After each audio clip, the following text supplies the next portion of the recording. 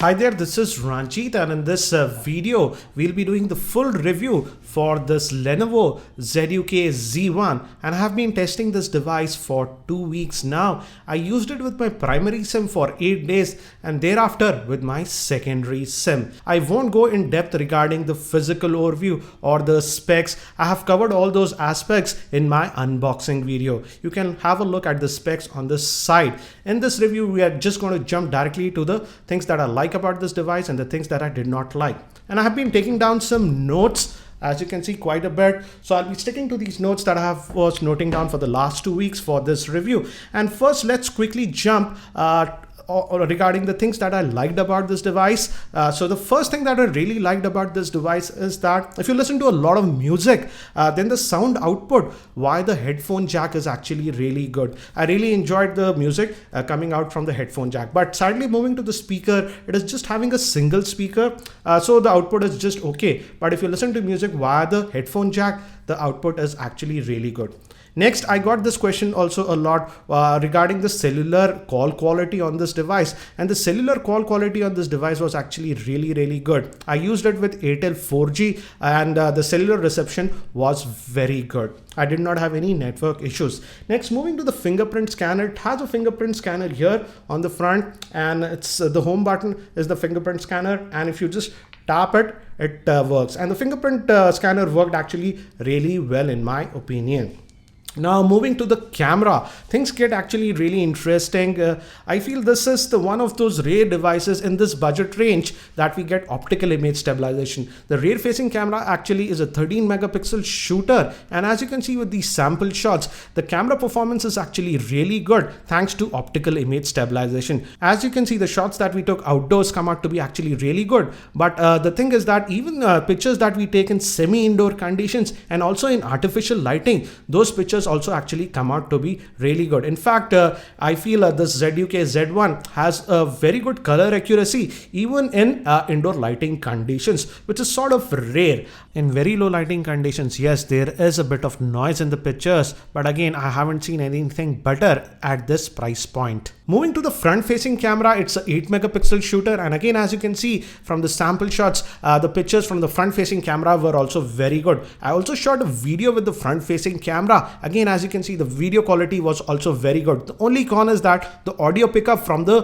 video was a bit low. And here are some video samples that I've shot with this device. It can record video at 1080p. Here is a sample, my daughter's cat drinking some water.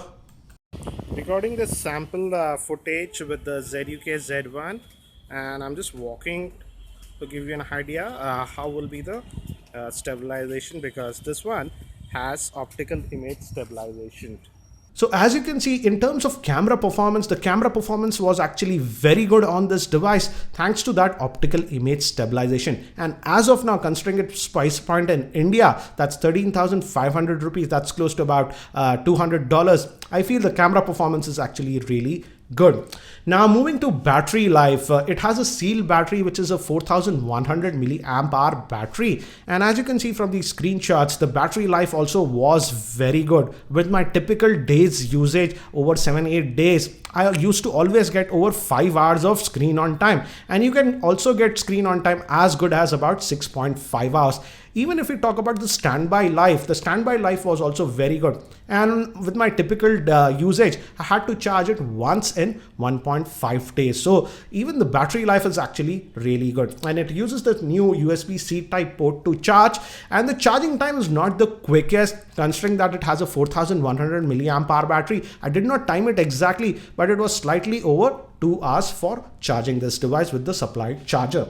Now moving to the general performance, the general performance of this device is also very good. It's almost close to stock Android, I would say. It's running on Cyanogen OS, so there are a lot of customization, and the good thing is that the customizations does not slow down this phone. So overall, the performance of this phone was also very good. Even in terms of RAM management, it has 3 gigabytes of RAM, and I did not have any issues regarding RAM management also. So the overall performance of this device was also very good. Now moving to gaming, I had actually good experience with gaming. I played quite a few games and even heavy games like Asphalt 8 and even Nova 3, and it ran all those games without any issues. But with extended gaming, yes, the temperatures can touch up to about 45 degrees centigrade. So you have to be aware about that. Now moving to storage, I really like the fact that it comes with 64 gigabytes of internal storage. So you have ample storage to work with. But the con is that we do not have any micro SD card slot. It's a dual SIM device and it accepts nano SIM, but you can't put a micro SD card. So the storage is what you get. But I feel considering that way we get 64 gigabytes of internal storage, out of that you get about 55 gigabytes. That storage is good enough considering the price point of this device. Now moving to another thing, and this might be useful for advanced users, you can actually root this device and then also your warranty would be valid. So if you are an advanced user who likes to install custom ROMs and stuff, you can actually do on this device without worrying about warranty.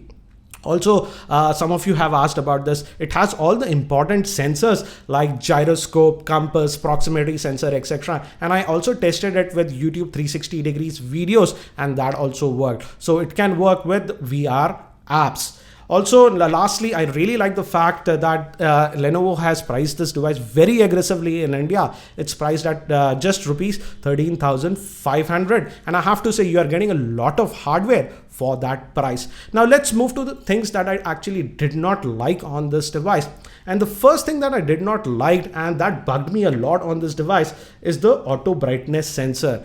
The auto brightness sensor is there and it works, but I feel it's very slow. If you quickly move from a indoor environment to outdoor environment, it takes almost 3 to 5 seconds to adapt, which is actually very slow. And most of the time I was just opening it and manually adjusting the brightness. So the auto brightness sensor, though it's there, it's very slow to react.